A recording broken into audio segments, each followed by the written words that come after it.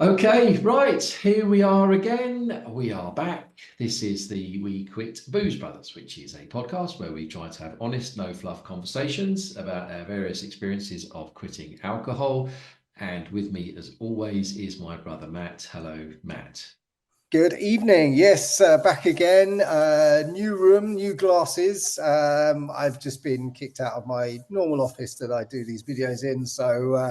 But yeah, good to be back. We are a Monday night this time. So, yep, hopefully we got some interesting things to talk about. And I think you'll correct me if I'm wrong. This is based on a viewer's comment.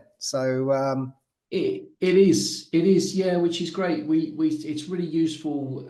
Almost obviously the feedback that we get in the comments is always really gratefully received. Anyway, it sort of makes it all worthwhile, particularly when you hear that these sorts of things help. I mean, actually, that sort of really bleeds into the topic. So it was somebody who said, maybe we could just touch on, what it's like when you first quit. How do you navigate the first few days? Yeah. How do you navigate, the first week or even months? Like just that sort of, and there is definitely a period, I think, that you go through where the world just suddenly changes. You one minute you're a drinker, and now all of a sudden you're not a drinker. And I think when you drink alcohol, certainly for me, for a while, I mean, it was a slow burner in terms of my decision to stop. But the thing that I think always kind of put me off was, what do you do? Like, what does the world look like? Like, how Yeah. on earth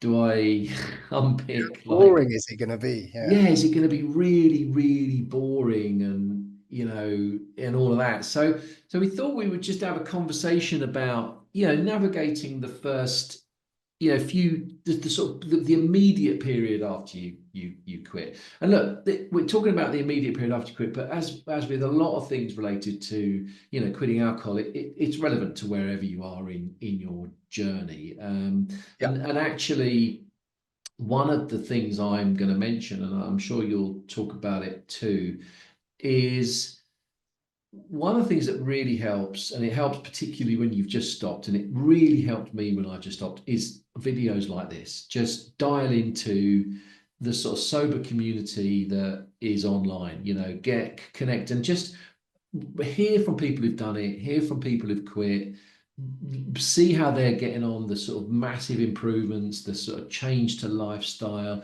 all of those plus things. So, that's, one of the reasons we do this is for that reason. And it's in fact one of the tools that you can use when you quit. So, I'm going to probably let Matt do most of the talking. Big relief, and probably unusual for me in these things. But because in case you didn't know, Matt's written a really good book called Man Gets Sober. Copy in my hand here, available pretty much everywhere. If you Google Man Yeah, Gets Sober, there's links on the site as well in YouTube that take you to the book. So if you are interested, take a read.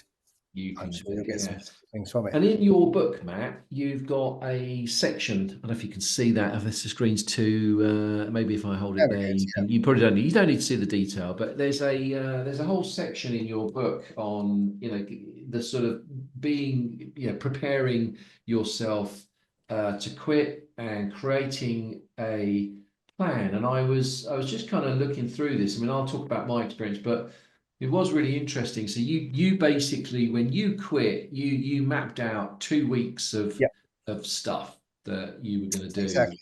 And what is interesting is that a lot of what's in here, I know for a fact has prevailed. You've carried on doing these things. So like there's a typical morning might be look at some YouTube videos for 10 minutes. Watch these two idiots chatting about quitting. Just dial back in, reconnect with that. Obviously, work's work. You had that, but then in the evenings, there's a lot of going to the movies, lots of cinemas, lots of takeaways. You fat bastard. Board games, stuff with the kids. But also in the mornings, you've got, go for a run. So you started running, read sober blogs. So maybe I'll just sort of hand over to you and I'll interject. But yeah, talk to us a little bit about that, because obviously you really did plan it, and I know this was a big thing for you. And yeah, how did it feel? Did you get that? Oh fuck! What am I going to do? I'm never going to be able to drink ever again. Let's talk a little bit about that and see where we get to. Yeah, absolutely. So I'm glad you brought that up because it's exactly what I was going to talk about. It's what I'd written in my notes. And I think personally, planning is essential. I think anything you do that you want to succeed in life, there's always some sort of plan behind it, whether it be in your head, whether you write it down on a computer, or whatever it is, whether it be a business, whether it be going on holiday, you've always got a bit of a plan. And I think it really, really helps. So for me, I was in my mind, it was, what am I going to do now that I no longer drink, or now that I no longer want to drink? I know that's gone. I know that I must, not drink. So what am I going to replace it with? And that's the key thing. And once you get over that, that idea that oh my God, life is going to be terrible without it. I mean, for me, it was very different, and we're not going to go into that today. But for me, it was I got to a point of relief when I finally made that decision. But I knew that I had to occupy myself. I knew that there couldn't be dead time. When you're occupied, you're not thinking about it, or you're certainly thinking about it a lot less. So for me, I did this with a pen and a piece of paper. I just wrote down for 2 weeks the days of the week, morning, afternoon, evening, every day. And I just wrote down what I was going to do. And I stuck to it. And Mm, it was those simple things. It was cinema, going out for dinner, takeaway, board games with the kids. The kids were quite young, they're very young actually at the time. Weekends, theme park, take kids out shopping for toys, do the things which, yeah, there's a bit of a cost to it, but you're saving money on not drinking, mm, mm, and don't care about, like, go and have your favorite food, go and eat all the bags of sweets you want if you go to the cinema, mm, treat yourself, reward yourself, make sure that that's in there as well, and just plan it out for 2 weeks so that you know exactly what you're doing every day, because yeah. it's about that habit disruption. Mm, I recently gave up vaping, well, over a year ago now, and I did it a brutal way. I went away on business and I left the vape at home. But when you've got that disruption, because I was busy, I was with work, I had meetings and things like that, you don't think about it as much as if you're at home, sat there looking at it, going, "This is awful, this is terrible." So really, really plan. And avoid temptation. I would advise that. There's no point in planning parties in your 2 weeks. There's no point in going to pubs or bars or whatever. You know, uh, you can choose how you do it as well. So for me, I actually put the plan up in our bedroom on the wardrobe, and I had it there for my wife to see, for the kids to look at if they wished, and mm, and it was that visual reminder for me to look at every morning as I got up and go, okay, this morning I'm going to do 10 minutes of Kevin O'Hara, a guy I used to watch, or Craig Beck. I'm going to motivate myself. I'm going to look again at why I've made the decision. mm, And then I'm going to be at work. So that's my afternoon, that's morning, afternoon. And then in the evening, I'm going to walk out and I'm going to go and get pizza. So that's going to take, 20 minutes to walk there. I'm going to order, I'm going to get the pizza, I'm going to bring it back, and we're going to sit down, and so to plan all those things, make sure they're in there. And it's about really, constantly reminding yourself as well as to why you're doing it. You so, make sure that you get inspiration as well from those of you, people around you who don't drink. I think that's important too. So, maybe I think everybody must know someone who doesn't drink. Call them up, say, hey, can we meet for coffee on a Friday night? And then I tell you what, you'll realize this real magic thing happens is you'll realize that loads of other people do these things normally, which mm, you never knew before. Like, have you ever been to I don't know, Starbucks or something at 8 o'clock in the evening? There are lots of people there. There are mm, people that go, because mm, not everyone is like you, or who you were going out and getting mm, wasted on a Friday night or in the week or whatever. It's a really strange thing. So yeah, that really is, yeah. the immediate thing that I would do. Yeah. There is kind of a honeymoon period, I think, to a certain extent, but we're not talking about that today. We're talking about that moment when you stop. What do you do?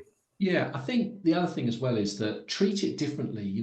Celebrate and really congratulate yourself. You're doing something which is you're changing your life. Yeah. by quitting drinking. And I can speak from experience that the thing that, I've read all the books about, self-improvement and being the best version of you. And, I've done it all. I've read all of that. And that the single biggest thing that I ever did in my life to create massive positive change in so many ways was quitting drinking. It's not a normal thing to do. So don't treat that period of time as a normal. Treat yourself.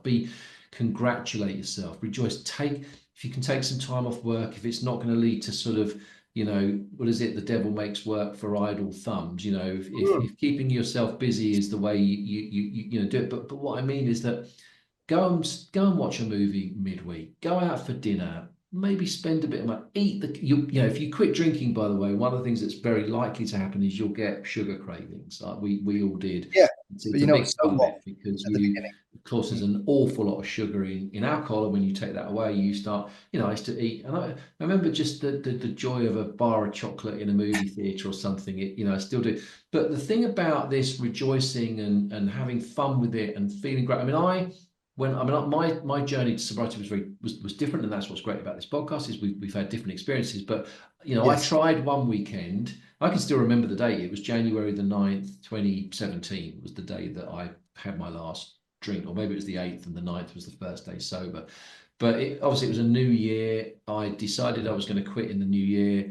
I tried the first week, and I just didn't make it through the weekend. I ended up having a couple of glasses of wine, felt really annoyed with myself, and then just went for it again the following weekend. And actually, your point about being busy, I've talked about this before on previous podcasts, but I used to coach soccer as part of a big not-for-profit youth soccer organization back in those days, and we had sign-ups at the local mall that weekend. So I was in the mall all weekend, super busy.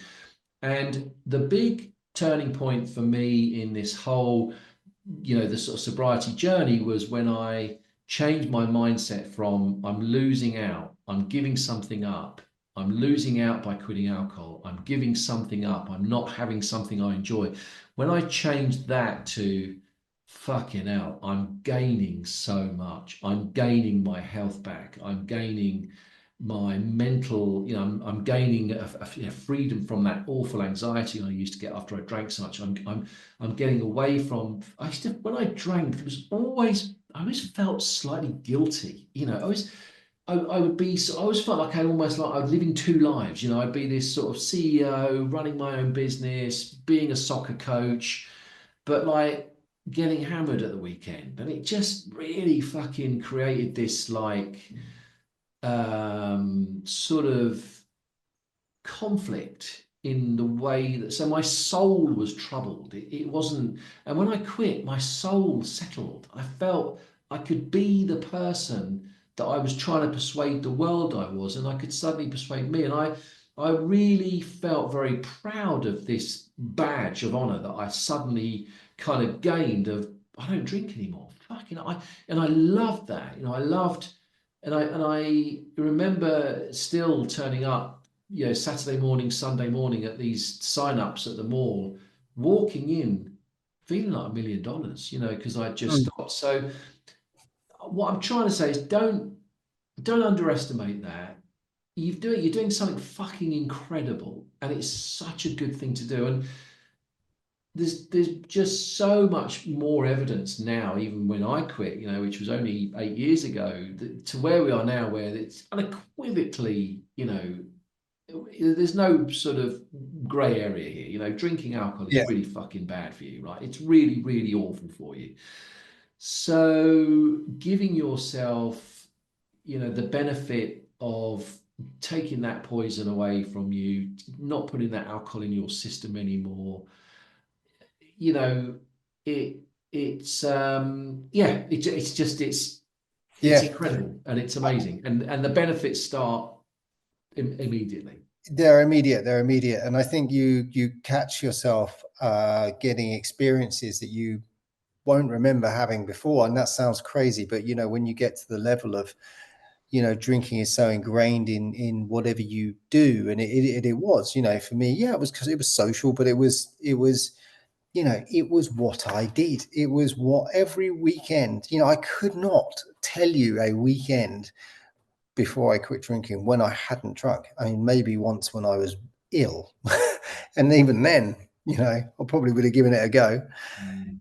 And then you suddenly get this like superpower, I guess is what I refer to it sometimes, where you don't need to get involved in that anymore, and you'll catch yourself in situations like I remember taking my son to a theme park on a Saturday, and we got there early, too early actually. We didn't realize what time it opened, and we were there like an hour and a half before, and we had this most magical day, like really great. And I remember leaving there and looking at him and just thinking, you had my undivided attention today, Mm. not the hungover me, not the me that was thinking, it's 4 o'clock. If we get back now, I can be having a drink by 5:30. Not the me that was selfish or would maybe be looking at how much things are costing because it's expensive, yet I was happy to pour 20 pounds, 30 pounds worth of wine down my neck that evening. Mm. Just me, the Yeah. me that is the father I always wanted to be. And those magical moments happen to all of you, anyone who gives up drinking. It doesn't have to be that specific thing, but And honestly, it continues, and it continues, and it gives you it's such a freedom from something which is so painful and so damaging, and makes you, like you said, everything that we've talked about over and over and over. And that's why I think that first period, when you talk about a honeymoon period, I think you do get that. But you can extend the honeymoon period. And that's what's great about this type of thing, these conversations. I think one of the main reasons that, not one of the main reasons, but a reason why you and I, continue to do this, because it's a great reminder of how amazing it is. And just there are yeah, so many moments of clarity. And yeah, so okay, well, look, I mean, we're trying to keep these a little yeah, less long sure. now. Not Yeah. easy. So I do that. I mean, my summary is really rejoice in it, celebrate what you're doing, and try to change the mindset away from I'm not giving anything up. I'm actually gaining everything. Gaining so much. Keep yourself busy, do fun things, enjoy. Just think that you're going to suddenly experience the world. You're going to see the world through this new lens of sobriety, and just give yourself that opportunity, because it's amazing. And your self esteem, your self confidence, your pride, all of that will, really kind of layer up, and yeah, just make the whole thing feel so incredibly worthwhile. Absolutely, absolutely well said. I don't think I have much to add except if build your plan. It doesn't have to be written down if you don't want it to. It can be in your head, it can be on a computer, it can be on a poster, it can be written on a whiteboard in your kitchen. It can be a secret note in your pocket, whatever you want to do. But put good things in there, put nice things. Read the book. Yeah, Read the book. It's all in the book. it Yeah. is indeed. It is Yeah. indeed. So, Yeah. you Yeah. know, you'll be amazed at what great things you can do. So, yeah, keep it up and yeah, get through those few weeks at the beginning, and I promise you'll be 99% of the way there. Give yourself the new identity of somebody that doesn't drink. It's fucking great, I can tell you. And you'll every time still doesn't get old now. It's been out for dinner on Saturday night, and I still enjoy ordering non-alcoholic drinks at the bar, and it's a good feeling. So cool. Okay, we'll leave it there then. Thanks as always for listening. Really appreciate it. Please do comment and give us all the do all the things that might help to if somebody when we started this, we always said if it helps just one person and it helps them to create a new life for themselves, then it's worth doing. So more people that Yeah, listen to it, more chance we've got of hitting a home run there. So exactly. but Leave your comments, give us a thumbs up. As you can see, we do read them, and we do try and tailor what we're going to talk about, around those comments. So if there's any burning things that you want us to discuss, write it down, and we'll happily pick those topics up. brilliant. Okay, so for now, it's never quit quitting. Goodbye from me. And it's goodbye from me.